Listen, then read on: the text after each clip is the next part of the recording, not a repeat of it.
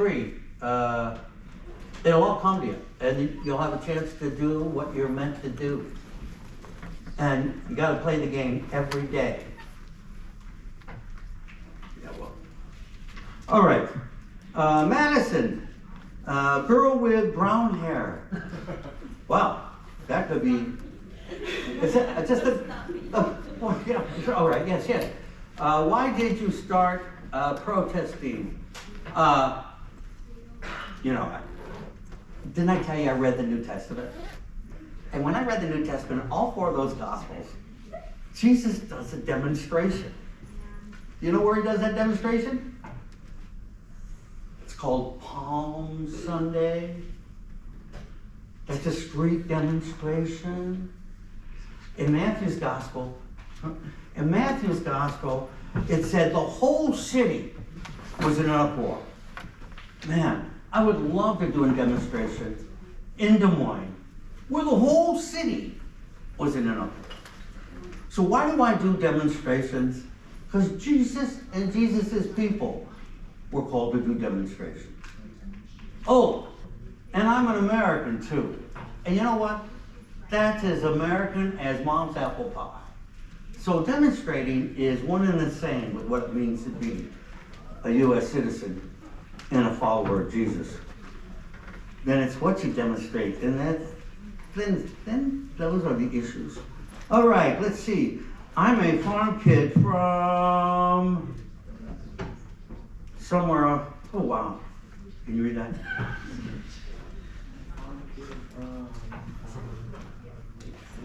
Ooh, Lake City. All right. The question is, what is what is your biggest social issue? Oh, my biggest social issue is Americanism. I'm born in America, I have to claim it, and then I have to be responsible for it and say, oh shit, we need to change how we are. Yeah, just being an American is the biggest issue I have.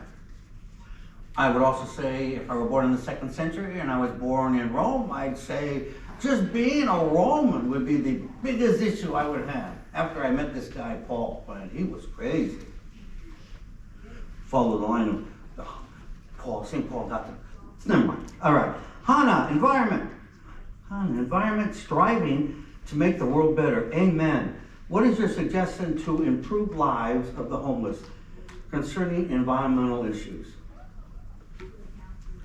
You know, all right, who do we serve? And we serve homeless people, we do. We serve homeless people, people who are underfed or need a place to be fed. Now, I'm also going to tell you that the people we serve, a lot of them are obese, probably more so than the American average. A lot of them are hoarders. I mean, really, they come in, they get bags of stuff. Just saying that the same sins on the bottom or at the top or at the bottom. And, so we basically feed people what they want to eat. And they've been brought up in the diets that are bad. And we don't try to change the environment at the soup kitchen table.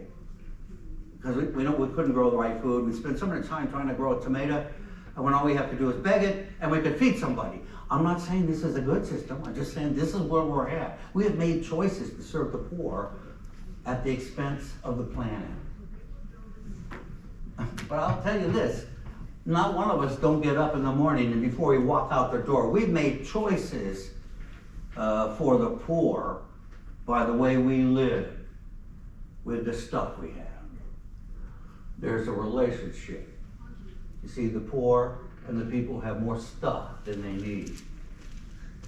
Yeah. And that's built in. We really should be talking about getting rid of billionaires. You really want to talk about, making a difference and see that number of the poor shrink.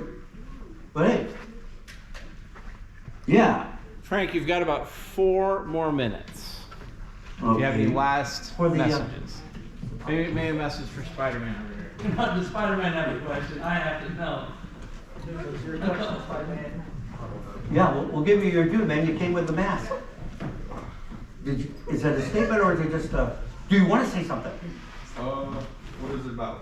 What are we talking about? Meaning, purpose, Jesus, and hell. I don't know anything about that. Fair enough. God, nice guy. All right. 18-year-old wanting to make an impact on society. The question is, in what way could people who are concerned for the homeless help provide needed materials? Perfect. The best way to do it, since you've met me and we're doing it, is come to our house and help us do it. It really isn't difficult. You show up when it's open, only 18 hours, or you call ahead of time. Get a hold of me, anyone, come visit us. I really do think these the things we do for, in some measure, needs to be personal and real. Like we really have to get a bowl of soup and see somebody who needs it. I just think if you're not doing that, we need the checks. We need the food bazaars. We need the people to collect food, give us stuff. We need all of that stuff. We really need people who will come help us do the real thing, which is like give a bowl of soup to someone, say hi, how are you doing? And let them be human in front of us. Because the people who live on the street do not have a lot of human options. By that I mean, the moment they're on the street, it's a predatory scene. Predatory.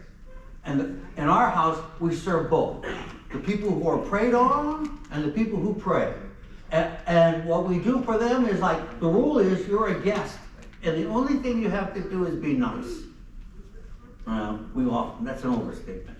The only thing they have to do is not be mean and demonstrate.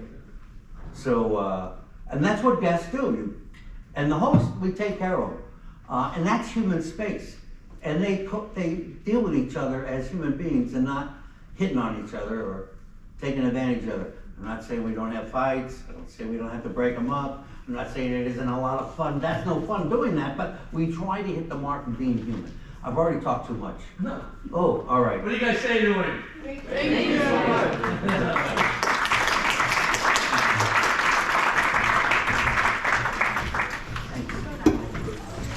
Come in.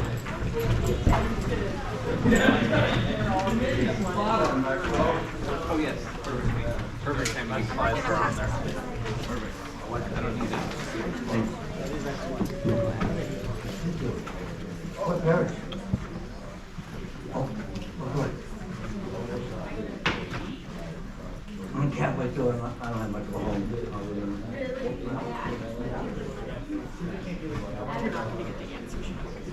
Good luck. There's some good things going on. Good luck.